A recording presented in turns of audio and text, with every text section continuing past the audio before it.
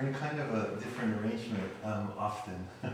I'm trying to figure out how to do different things here during COVID. So I usually, before an ordination, I speak from there, but this was better for COVID reasons, and so we're kind of all in a circle. It's nice. I want to, just before the ordination this morning, talk a little bit about ordination, and then a few comments about Shanae and Genki, which they were not really super enthusiastic about me doing, but they're over there, so we can do what we want. And then I have a favor to ask you. In most religious traditions, at least in modern North America, ordination is something that happens after a period of study for a person who is going to become a clergy person. So if you're going to become a minister or going to become a priest of some kind, you would be ordained. But typically the ordination happens after a period of study. It's kind of the culmination or completion of a course of study, and marks a person's position in that. And that is true in some ways within our tradition and within the ordination that we'll be engaging in this morning. Both Shanae and Genki have practiced in this way for quite a few years, and their life has been formed by it and through it. And so an ordination like this marks something. It marks some way in which they have learned to walk the path of Zen, the path of awakening, the path of the Buddha. The term ordination comes from a root that means something like to put something in order, to order things. And so an ordination is a celebration that things have been put into order, as well as an ordering. An ordering that isn't our normal way of thinking of an order in a worldly sense, but that their life has been put in order through walking the path, through facing thing after thing after thing as an instance of, as an opportunity for discovering what the Buddha mind is, what the Buddha woke up to. In Chinese, which is also the word that's used in Japanese for ordination, the word is Tokudo. And Tokudo means to gain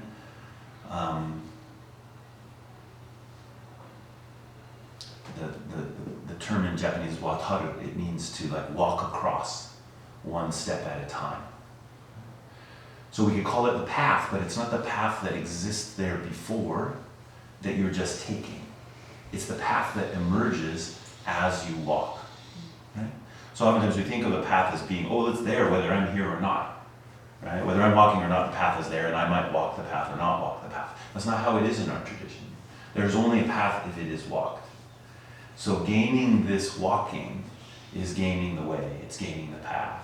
And it comes from 1 foot, 1 foot, 1 foot, 1 foot. One day, the next day, the next day, the next day. Taking each of those instances as the real truth of our life, not as just a way to get somewhere else, but a way to wake up to our life. And in our tradition, we have ordinations that are ordinations for people who are training to be priests, and ordinations for people who are not training to be priests. Both of these ordinations are extremely important. In some temples, we call one priest ordination and the other one lay ordination. I don't like that terminology.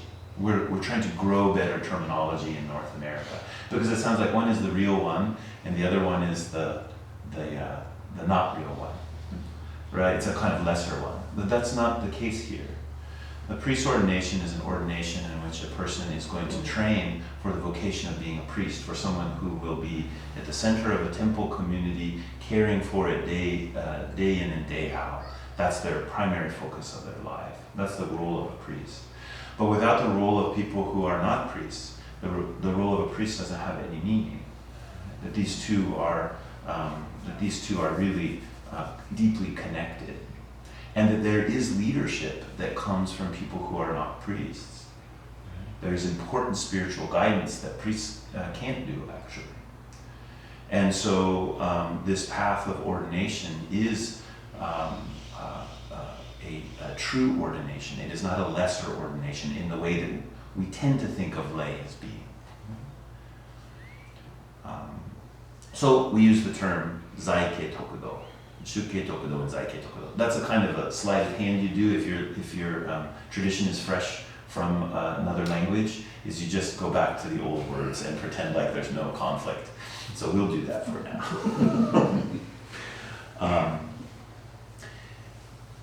So what is ordination within Zen tradition? Traditionally, we would talk about it as a master-disciple relationship, which are not words that kind of flow easily into the modern ear. Master and disciple. But actually, we should think about that. Our tradition tells us that this dharma is passed down from generation to generation through the bodies, hearts, minds, breath of people. It's not an abstract thing. It's not something that you study and then you know. It's out here in a book somewhere. It's something that becomes your being. And that the only way to encounter that dharma is to encounter a being who has received that dharma through their body, through their heart, through their mind, through their breath, through their life. And in that sense, it's not a teacher-student relationship in the sense that, we have a textbook that we're all going to study. Our textbook is life. Our textbook is our being. And so we have to come at the study in a very direct way, a direct kind of meeting. And so we usually say teacher and student because master and disciple freaks people out, and that's fine. But teacher-student, we should think of it in the most profound ways. If you think about teachers in your own life who have really transformed your way of living, you didn't just hear something they said, you met something in them, and they met something in you. It went both directions, and you were being turned.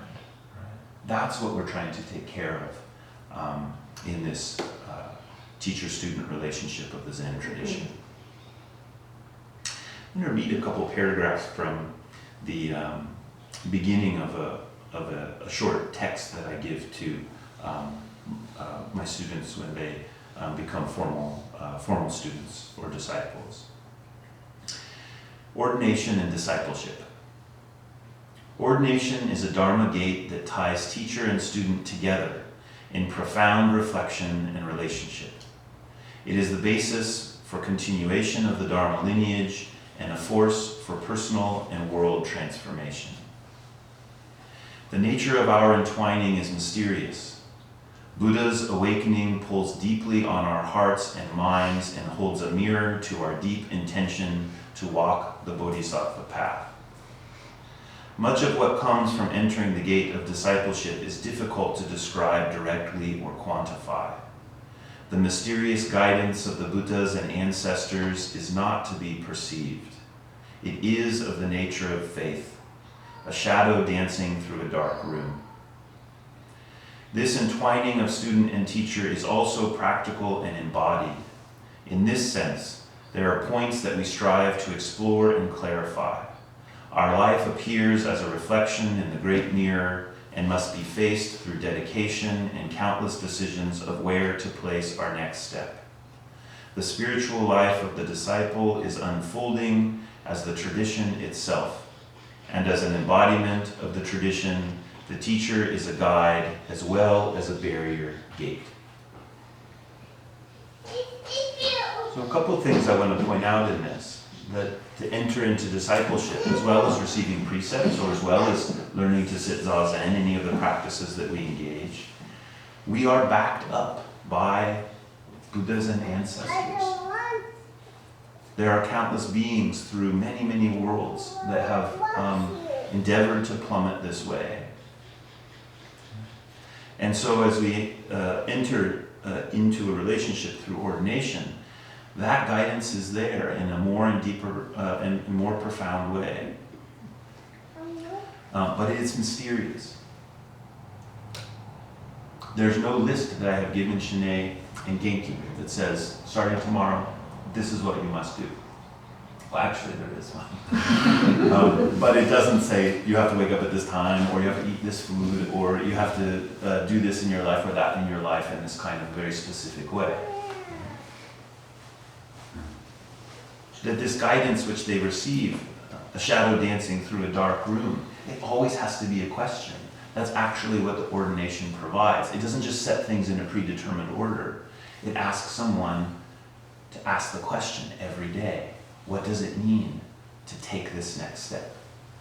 Where do I put my foot? And to live in the question is what the Buddhas and ancestors provide for us. Because they don't speak very clearly. I'm trying to emulate that now. But at the same time, the entwining of a student and teacher is practical and embodied. It is like, what am I going to do? Right now, today. How am I going to do my hair? What am I going to have for breakfast? How am I going to meet my friend? How am I going to respond to the tragedy of the world? How am I going to celebrate what it means to be alive?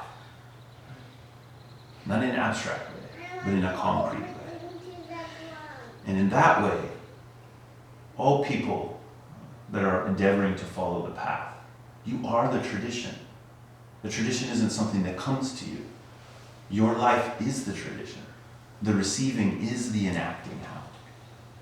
And in the relationship between a teacher and a student, that comes down to the nitty-gritty. What are we going to do?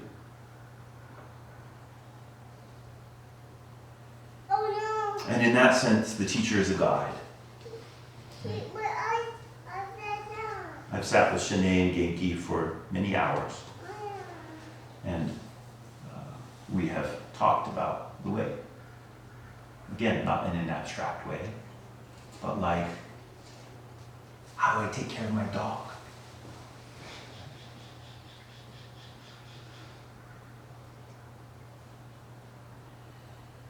And so a guide and a barrier gate. A barrier gate can mean a lot of different things, but what I'll put forward here is it means I'm not always right. I'm a pain in the rear. If you ask my students, I think most of them will tell you that's true. People wearing masks, so they're kind of hiding there. Yeah. But it's supposed to be that way, because a human life meeting a human life is not something that should be simple and clean. If it is, it's just a transaction, like at the grocery store. When we invest in each other, things get messy. And without getting messy, we don't really get to the sweet, sweet juice of what it means to wake up as a human, not as my disembodied idea of what it would be to be a spiritual being.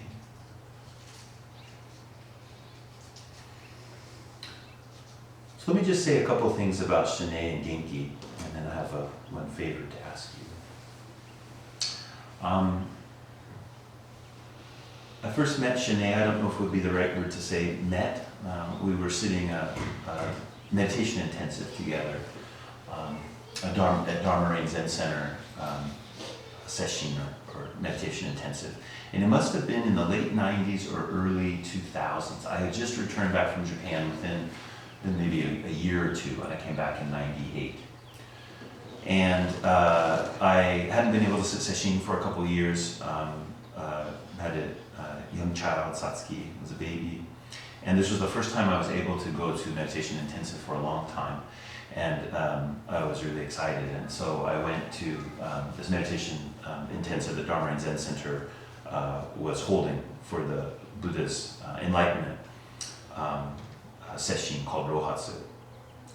And Kyogen Carlson Roshi was teaching that year.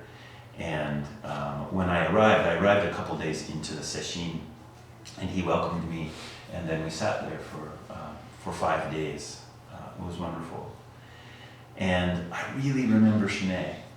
There was maybe 60 or 70 people there, most of which I've forgotten.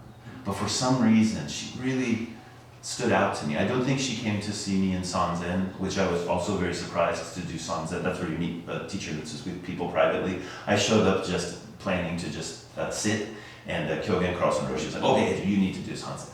He said, there's too many people for me to do. And I said, well, I've never done that before. I've never given Sanzen before. He said, it's not so hard. Just go sit in that room and people will come see you to talk to them. I was like, okay, thanks. But I really remember Shanae from that retreat. And then at times when I would go to Dharma Rain, I would see her there, but we never, I don't think we ever spoke. And then several years ago, Kyogen Carlson Roshi passed away suddenly. She was a very, very close disciple, is a very, very close disciple of Kyogen Carlson Roshi. And I saw her at the funeral, a shorter cremation and funeral, and then at the larger funeral, but we'd never met.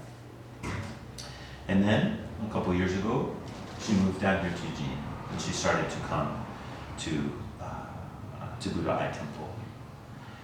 And slowly and surely, she started to come and see me in Sanzen. Very shy at first. It made sense. She's the disciple of a very keen, very wise, and powerful teacher. And so I really appreciated it. It seemed to me that she's really checking me out. Is this guy like trustworthy? Can he really meet me in the way that I know I need to be met? Because she knew what it meant to really be met by a teacher. And eventually, she asked me to become her teacher. I must say that this is an incredible honor. It's always an incredible honor to have a student, but to continue the work that Kyogen Carlson Roshi did with her, continues to do with her, is a kind of honor that also feels like a great responsibility. You'll see his pictures here on the altar.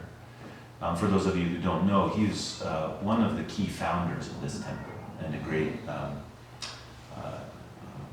mentor to me when I returned from Japan. Now, for those of you who have met Shanae, she's quiet. She's a bit shy.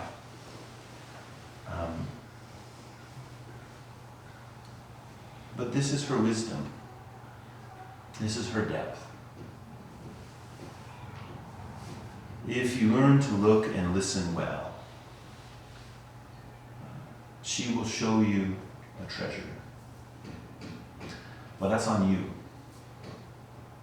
She's not the kind of person to just be babbling on and on. Like,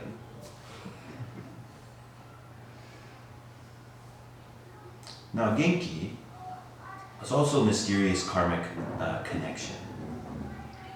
I remember the first time I met him, my wife Elsa and I were at a coffee shop downtown, the Palace Bakery, and we used to like to go there and have a coffee and a pastry, and Saturday morning she would go to the Saturday market to buy vegetables and things, and we were there, and Zach and Shara, long-term supporters of the temple, Zuishin and Shara, came, and Zuishin's sister Dana was with them, which I had met several times before that. And then there was this guy with her who had Freddy tattooed to his leg. And that's the first thing I remember about Genki. Freddy, the like nightmare, was that Elm Street? Nightmare on Elm Street Freddy? It was like really big on his leg. We were like, wow, what is this? But it was so beautifully done. And then there was Genki with his energy just shooting out of his body. And we talked a little bit, and it was good to meet him. And then for many years, maybe you guys would come up and visit sometimes, and maybe our paths crossed a few times. And then you asked me to perform your wedding ceremony. 5 years? Oh no. 6? Oh no, it's 6. 6 years. Okay. He's not listening right now. It's okay. But together like 15. So that was wait. Yeah, together for a very long time, married for 6. And so I was able to go to LA, and we had the wedding, and that was really wonderful. And that was the first time I got to really know Kenny, to know Genki a bit. And we sat and worked on his vows. When they do a wedding, I asked the bride and groom to write their own vows independent.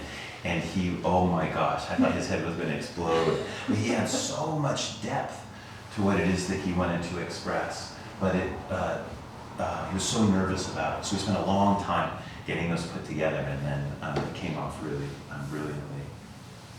But what I began to learn about Genki at that time was he has been on a long road of very deep work, of healing, that is only possible through discovering a heart of compassion.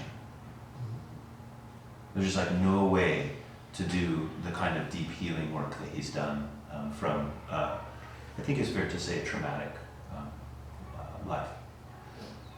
And I so appreciated that about him when I got to know him a little bit more, and so appreciated about him now.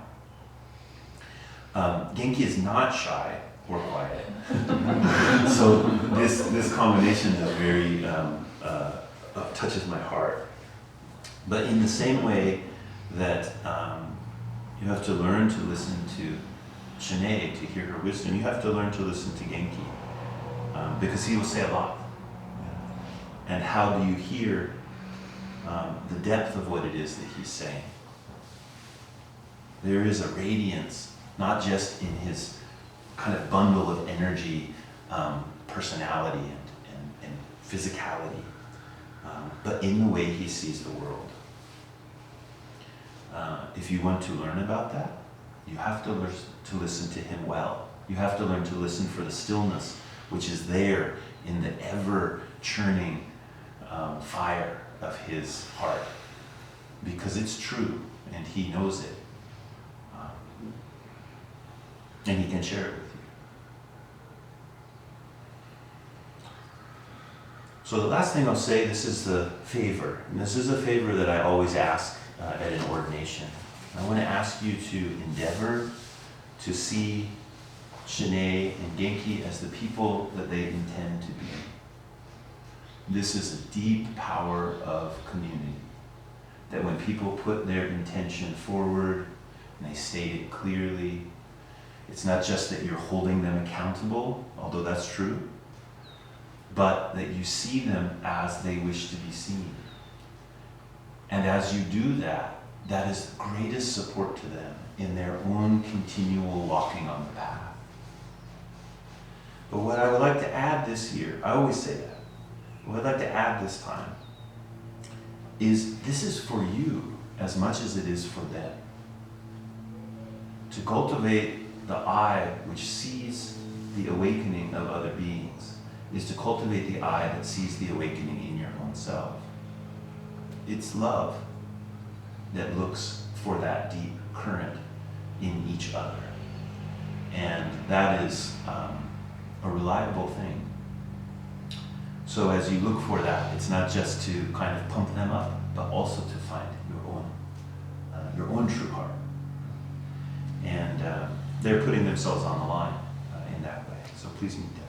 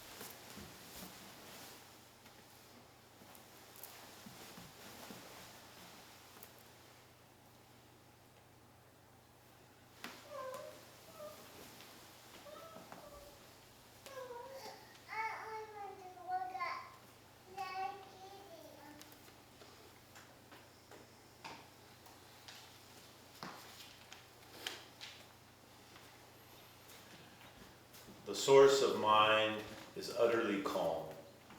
The sea of the Dharma profoundly deep. Those who are deluded about this flounder in confusion for endless kalpas.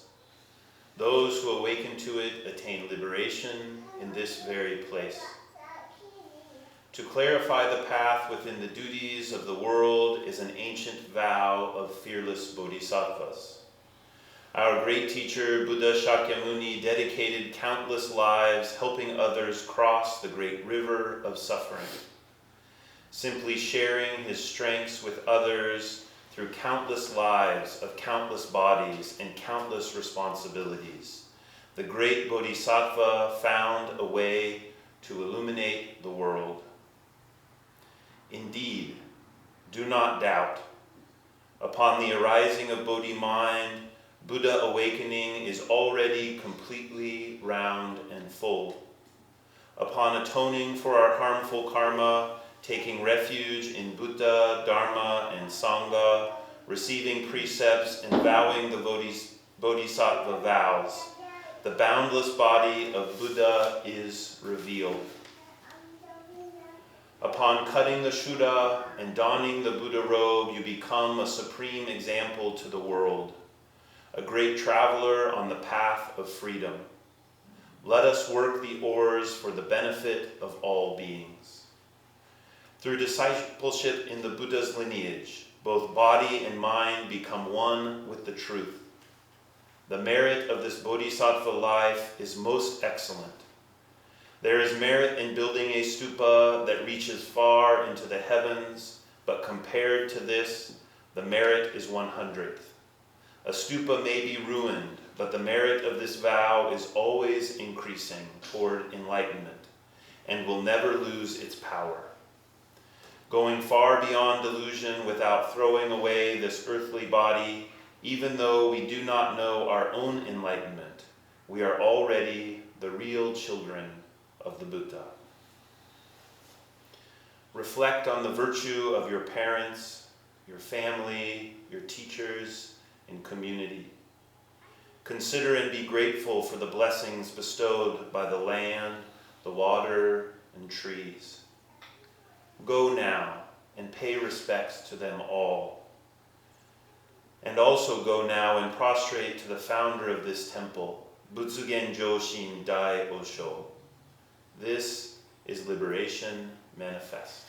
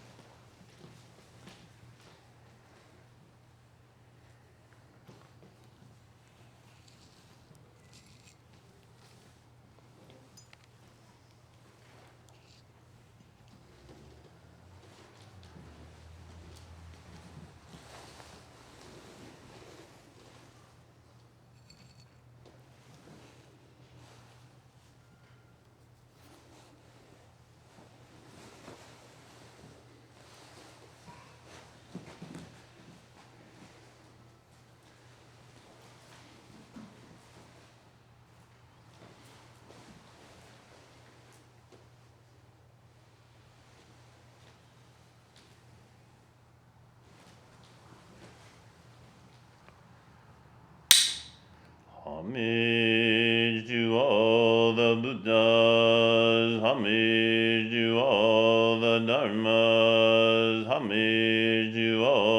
the Sanghas. Homage to our original teacher, Shakyamuni Buddha. Homage to all the Bodhisattva ancestors. I pray that you will all come here as witness. Let us recite the names of Buddha. Vajrayana Buddha Pure Dharma Gaya. Vajrayana Buddha Complete Samloka Gaya. Shakyamuni Buddha Miriam Nirmana Gaya. Maitreya Buddha Ujavar. All Buddhas throughout space and time. Lotus of the wondrous Dharma Mahayana Sutra. Manjushri Bodhisattva Great Wisdom. Samantabhadra Bodhisattva Great Activity. Avalokiteshvara Bodhisattva Great Compassion. All 101 Bodhisattva Mahasattvas. Wisdom beyond wisdom.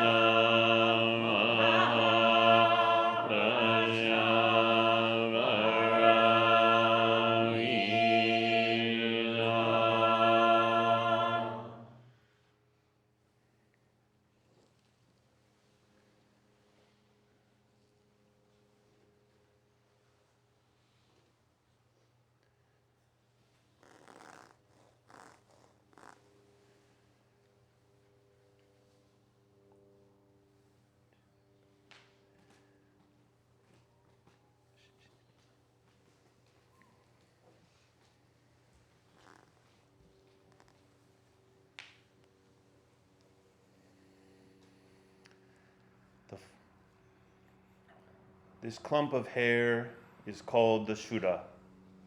Only a Buddha can cut it off. I am going to cut it off. Will you permit me to do so or not? Yes. This clump of hair is called the Shuddha. Only a Buddha can cut it off. I am going to cut it off. Do you permit me to do so or not? Yes. This clump of hair is called the Shuddha. Only a Buddha can cut it off. I am going to cut it off. Do you permit me to do so or not?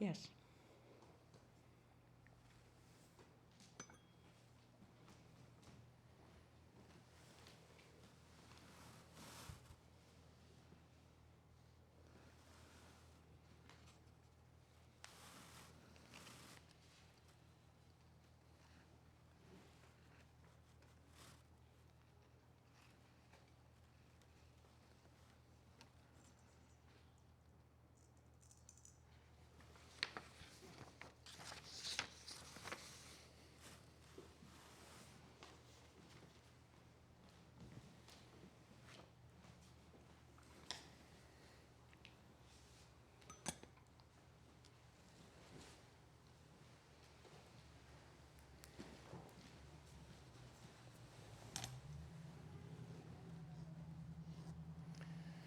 This clump of hair is called the Shuddha.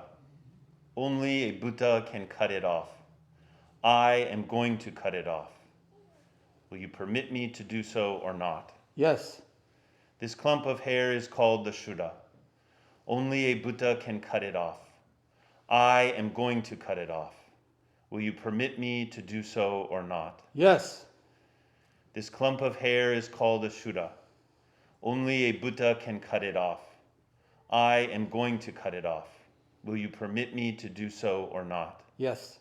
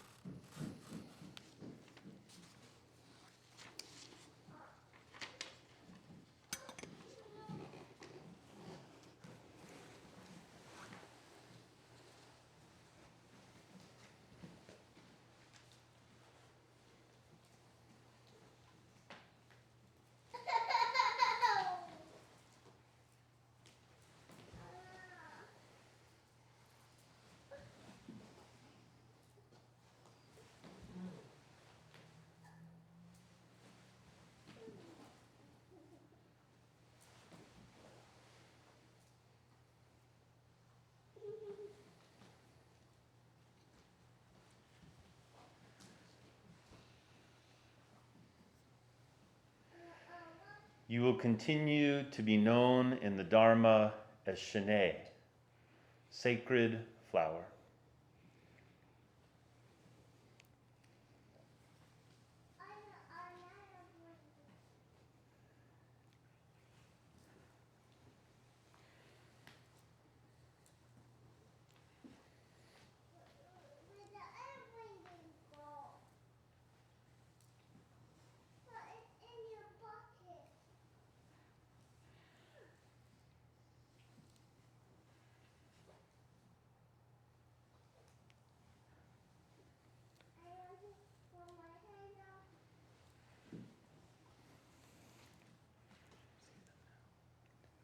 No, that's later.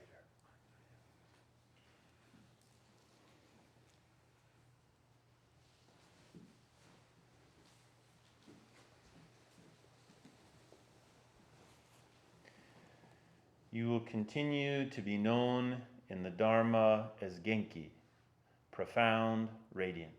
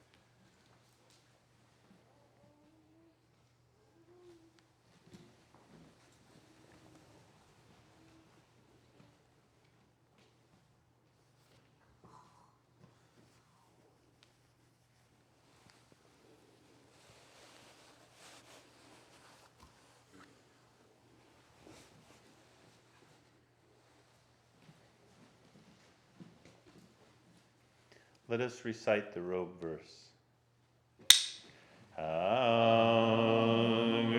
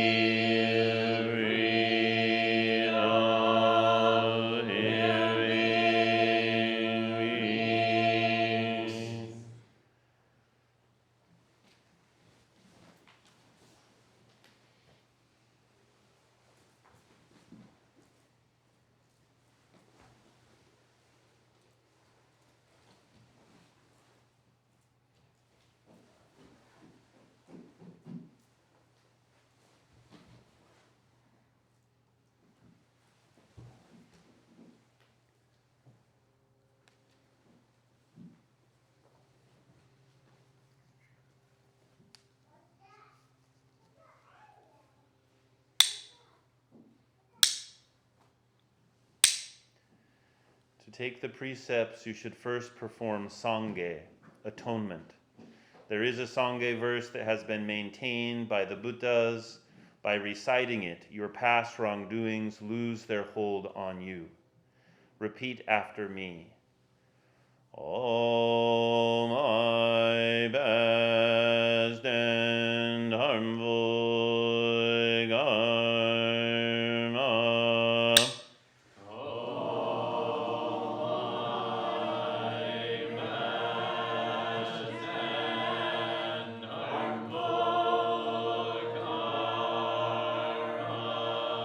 Born from beginningless greed, hate, and illusion. Born from beginningless greed, hate, and illusion. Body, speech, and mind. Through body, speech, and mind. I now fully avow.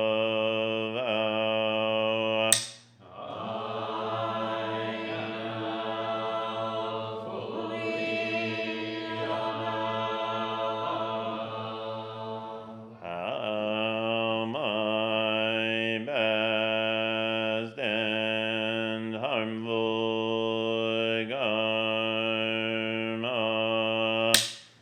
All my best and harmful karma. Born from beginningless greed, hate, and illusion. Born from beginningless greed, hate, and illusion. Through body, speech, and mind. Through body, speech, and mind. I now fully avow.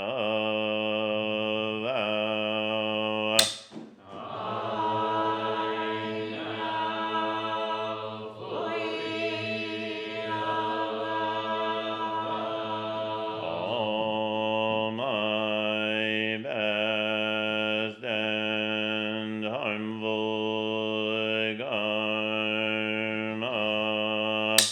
All my best and harmful karma. Born from beginningless greed, hate, and illusion.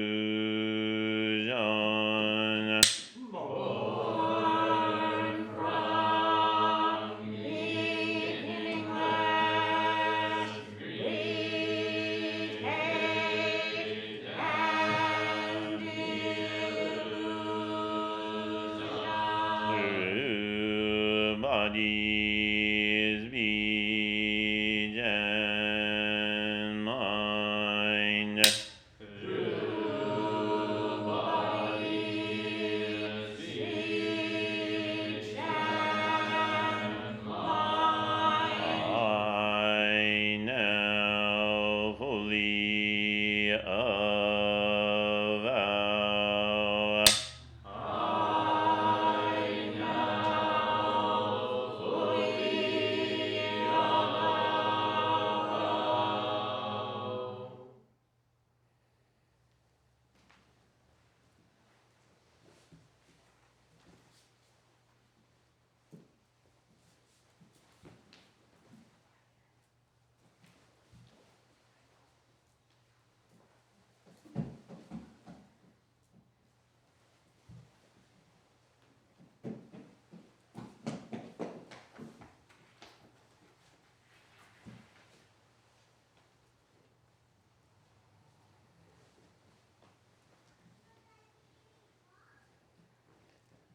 You have cleansed your body, speech, and mind and become pure by the power of Sangha.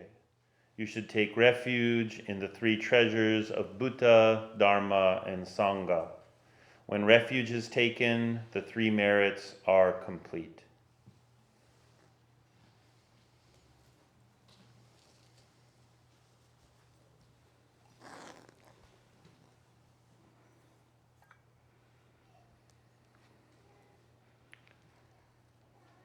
No santen sui bamutsu senshi nari.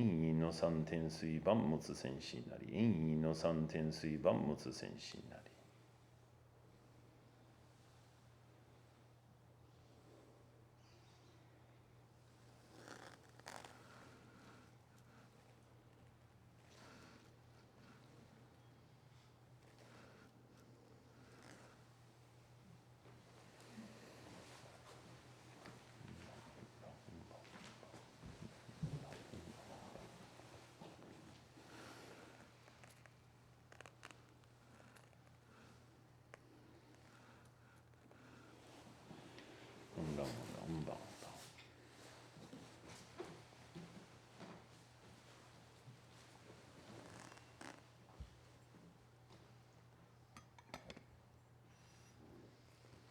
Repeat after me. I take refuge in Buddha.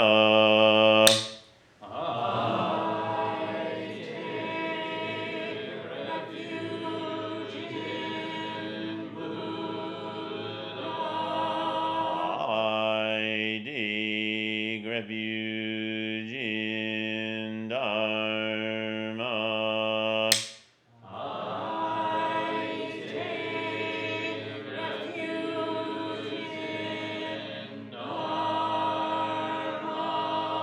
I take refuge in Sangha.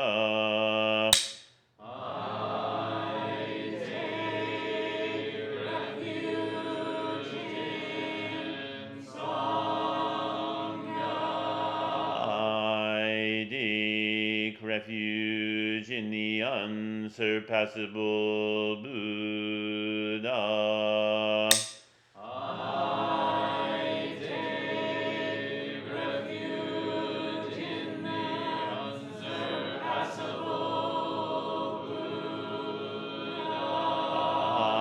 I take refuge in the immaculate Dharma.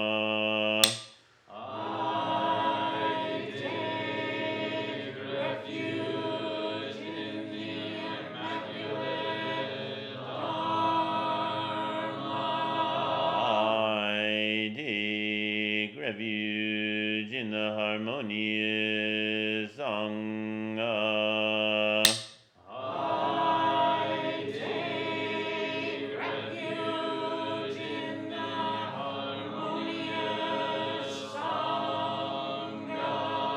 I take refuge in Buddha.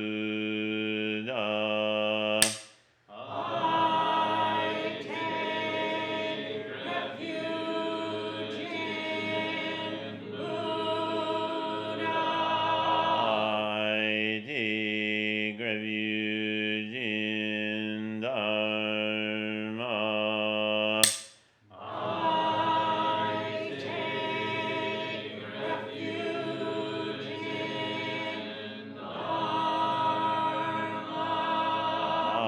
I take refuge in Sangha.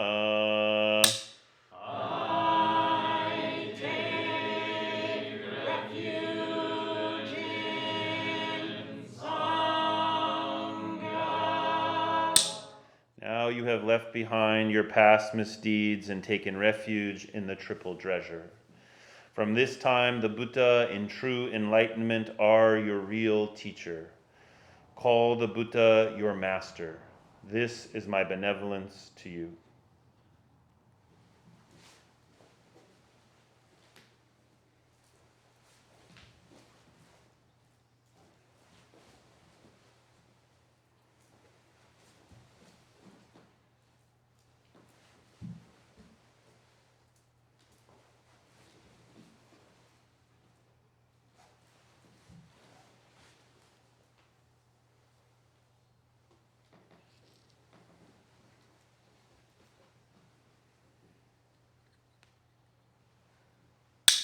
You have received the precepts of the three treasures. Now you should receive the 3 pure precepts and the 10 grave precepts. 3 pure precepts. Embracing codes and forms. From this present state till that of becoming a Buddha, will you maintain this precept or not? I will. Embracing good dharmas. From this present state to that of becoming a Buddha, will you maintain this precept or not? I will. Embracing living beings. From this present state to that of becoming a Buddha, will you maintain this precept or not? I will. These are the 3 pure precepts. From this present state to that of becoming a Buddha, will you maintain these precepts or not? I will. These are the 3 pure precepts. From this present state to that of becoming a Buddha, will you maintain these precepts or not? I will. These are the 3 pure precepts. From this present state to that of becoming a Buddha, will you maintain these precepts or not? I will. Next are the 10 grave precepts. First precept, not killing. From this present state to that of becoming a Buddha, will you maintain this precept or not? I will. Second precept, not stealing. From this present state to that of becoming a Buddha, will you maintain this precept or not? I will. Third precept, not misusing sexuality. From this present state to that of becoming a Buddha, will you maintain this precept or not? I will.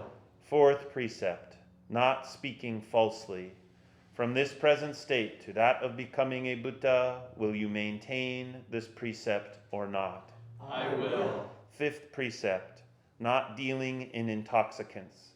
From this present state to that of becoming a Buddha, will you maintain this precept or not? I will. Sixth precept, not discussing faults. From this present state to that of becoming a Buddha, will you maintain this precept or not? I will. Seventh precept, not praising self and criticizing others. From this present state to that of becoming a Buddha, will you maintain this precept or not? I will. Eighth precept, not being stingy with dharma or wealth.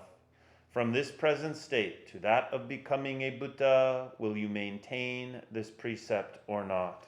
I will. Ninth precept, not being angry. From this present state to that of becoming a Buddha, will you maintain this precept or not? I will. 10th precept, not disparaging the triple treasure.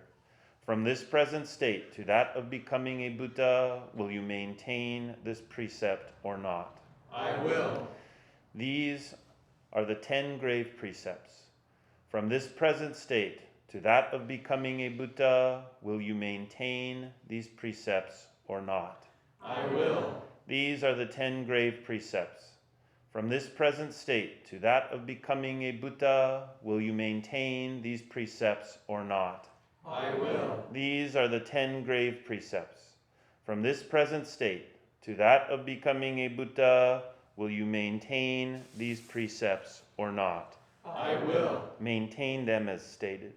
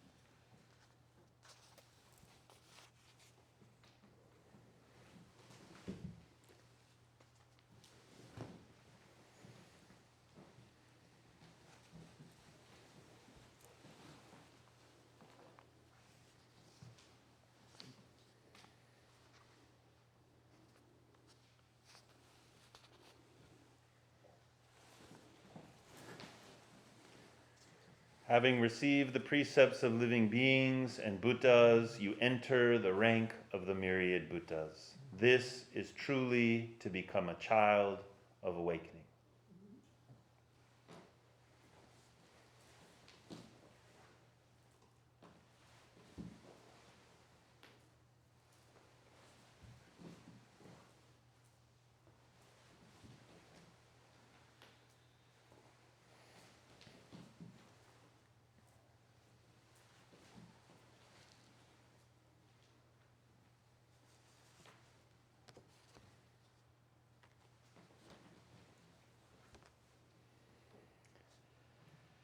At this time, in all the Buddha lands of the 10 directions, auspicious signs appear.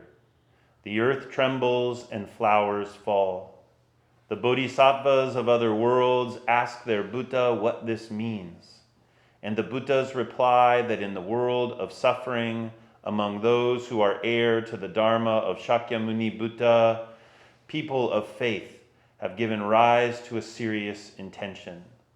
They have been converted to the truth and have received the pure great precepts of the bodhisattvas from the preceptor who previously received them from the line of Shakyamuni's heirs. In a future age, they will become Buddhas through this merit. It is for this reason that the universe rejoices. In every Buddha land, these miraculous signs have appeared.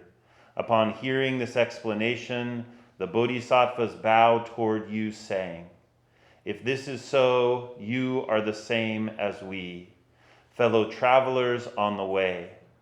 Hence, with all Buddhas as preceptors and with the bodhisattvas as your friends, you are able to receive these precepts. Their merit is indestructible and secure. This is the precept that never ages and never decays. I pray that you may never lose it and that you always maintain and keep it. Although there are causes and conditions for every circumstance partakes of the Dharma body. How could there be a realm where the precept does not apply? Who shall dedicate this merit? With what and to whom shall this merit be dedicated? Although there is a giver and receiver, the 3 wheels are completely pure. There is nothing to be wished for. Let us preserve our good karmic roots and together with all sentient beings make a dedication of merit that is equally shared to supreme and perfect awakening." All Buddhas who have been and died are honored ones, Bodhisattvas, Mahasattvas, wisdom beyond wisdom,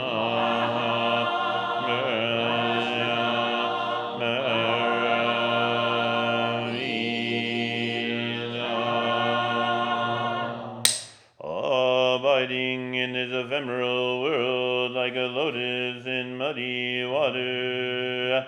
The mind is pure and goes beyond